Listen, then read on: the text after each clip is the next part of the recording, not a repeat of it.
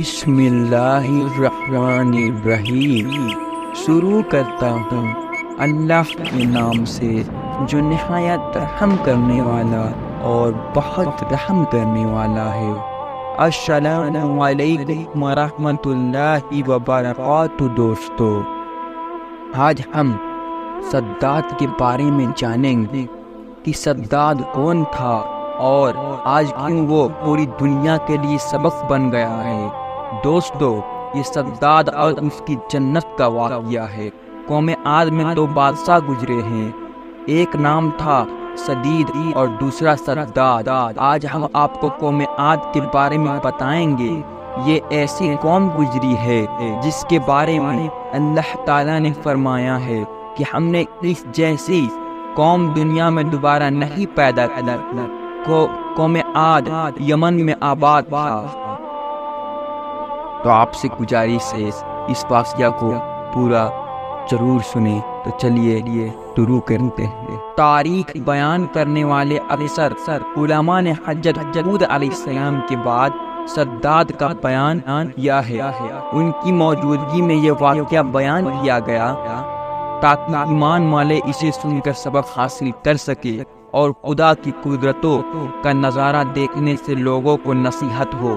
عاد قوم میں سدید اور سداد دو بھائی تھے۔ یا دولت والے، عزت والے اور بادشاہ سے۔ شام ملک میں ان کا مقابلہ تھا۔ دن رات حکومت کرنا ہی ان کا کام تھا۔ سدید اور اس کے لوگ اگرچہ شرک کی حالت میں جیتے تھے لیکن وہ بڑا انصاف والا تھا۔ اس کے انصاف کے شیر اور بکری ایک جگہ پانی پیتے تھے۔ کہا جاتا ہے کہ ایک دن اس کی عدالت میں دو آدمی آئے۔ ان دونوں نے عجیب حالات سنائے۔ ایک بولا کہ میں نے اس سے زمین کا ایک ٹکڑا لیا ہے قیمت دے کر، اور اس زمین پر اب میرا قبضہ ہے۔ میں نے اس زمین میں خزانہ پایا ہے، میں اس کو دینا چاہتا ہوں اس لیے کہ یہ خزانہ اسی کا ہے۔ دوسرا بولا میں نے زمین بیچی ہے اس لیے اس میں جو کچھ ہے سب اسی کا ہے، اسی لیے یہ خزانہ بھی اسی کا ہے، اب اسے لینا چاہیے لیکن یہ ہیلا بہانہ کیوں کرتا ہے، سمجھ میں نہیں آتا۔ سدید نے پوچھا کہ تم دونوں کی کوئی دولت بھی ہے؟ انہوں نے کہا ہاں ہے، ایک کے پاس بیٹی ہے اور ایک کے پاس بیٹا۔ سدید نے حکم کیا کہ ان دونوں کا نکاح واپس میں کر کے یہ مال ان دونوں کو دے دیا جائے۔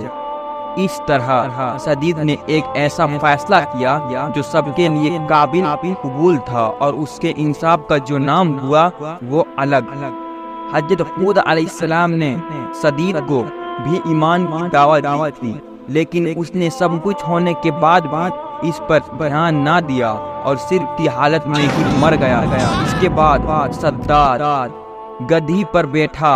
حضرت ہود علیہ السلام نے اس کو بھی ایمان لانے کے لیے کہا۔ وہ بولا اگر میں نے تمہارا دین اپنا لیا تو مجھے کیا فائدہ ہوگا؟ حضرت ہود علیہ السلام نے فرمایا کہ اللہ تعالیٰ تمہیں اس کے بدلے میں ہمیشہ کے لیے جنت دے گا اور تم پر اپنی رحمت اور مہربانی کرے گا۔ سداد بولا کہ میں بھی جنت بناؤں گا اور دن رات وہاں ایسے سے رہوں گا۔ پھر سداد نے جنت بنانے کا مضبوط ارادہ کر لیا۔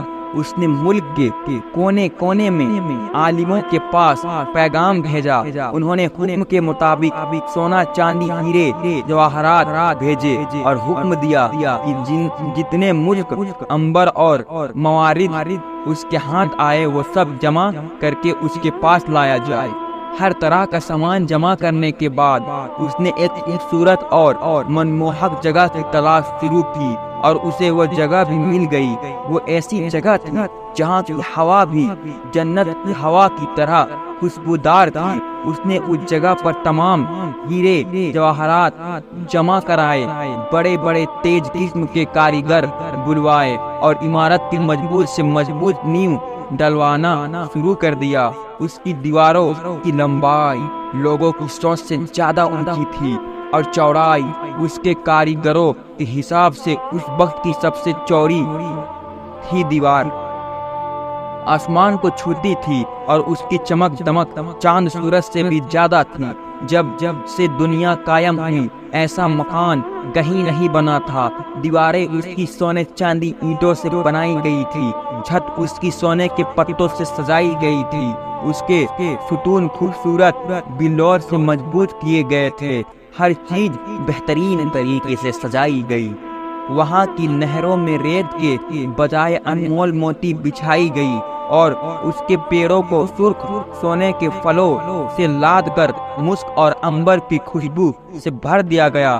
جس وقت ان پیڑوں سے ہوتی ہے سوکھی ہوا چلتی تھی تو اس طرف سے رہنے والوں کے دماغ کو خوشبوؤں سے بھر دیتی تھی۔ سداد نے زمین پر مٹی کے بجائے مسک و عنبر بچھوایا، اس کے محلوں کے چاروں طرف لال سونے سے ترتیب دے کر سجایا گیا۔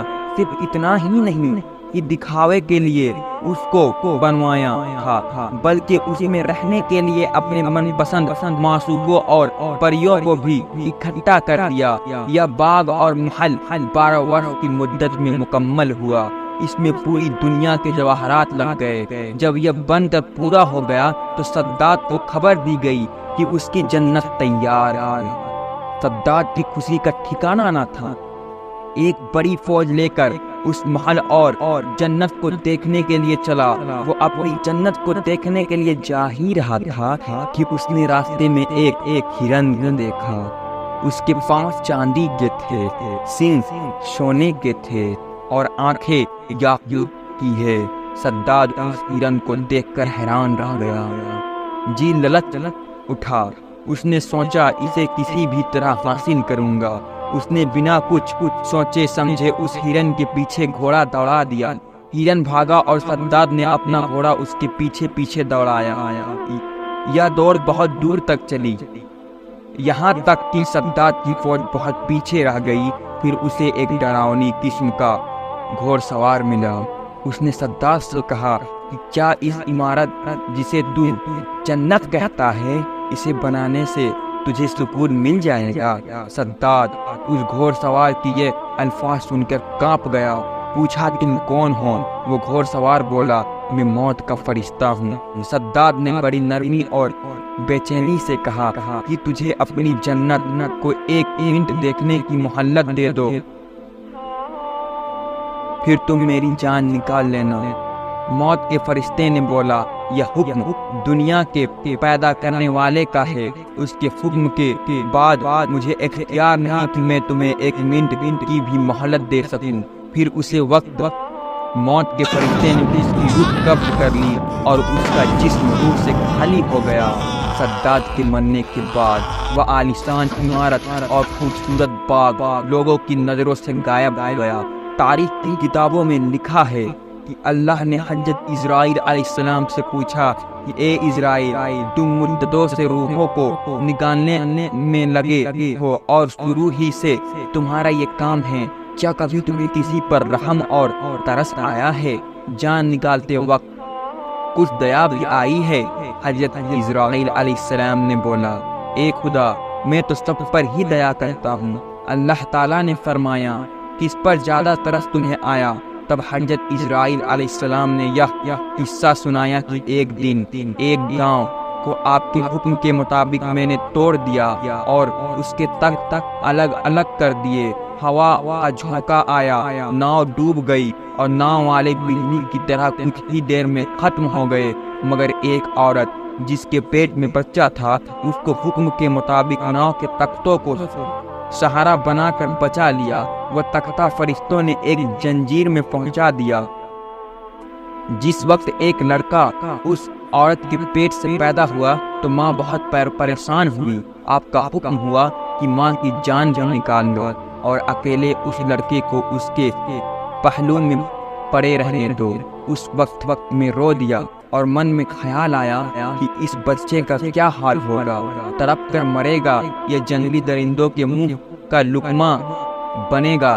اے خدا، تو خوب جانتا ہے کہ مجھے اس بچے پر بہت رونا آیا اور اس کی تنہائی اور بے کسی کو سوچ کر دل بھر آیا تھا۔ اور دوسرا سداد پر مجھے بڑی دیا آئی کہ اس نے کئی برسوں میں عمارت بنوائی تھی، پھر بھی اسے ایک نظر دیکھنے سے محروم رہا اور دل میں حسرت اور افسوس لیے ہی اس دنیا سے ودا ہو گیا۔ اللہ تعالیٰ نے فرمایا، اے اسرائیل، یہ صداد وہی لڑکا ہے جس پر تم نے پہلے بھی ترس کھایا تھا، اور میں نے اس کی ماں کے مرنے کے بعد سورج اور ہوا کو یوں حکم فرمایا تھا کہ تم اپنی گرمی اور سردی سے اسے مت ستاؤ، اور ہوا کو حکم دیا کہ پھولوں کے پتے اڑا کر اس کے لیے فرش بناؤ۔ پھر اس کے دونوں انگوٹھوں سے دودھ اور شہد کی نہر میں نے بنائی۔ کتنی مہربانیوں کے ساتھ میں نے اس کی جان بچائی، اسے دولت دیا، بادشاہ بنایا، دنیا کی ساری نعمتیں اسے دی، پھر بھی ان نعمتوں کا شکر ادا کرنے کے بجائے خدا ہونے کا دعویٰ کر دیا۔ اس کو تو یہ انجام ہونا ہی تھا۔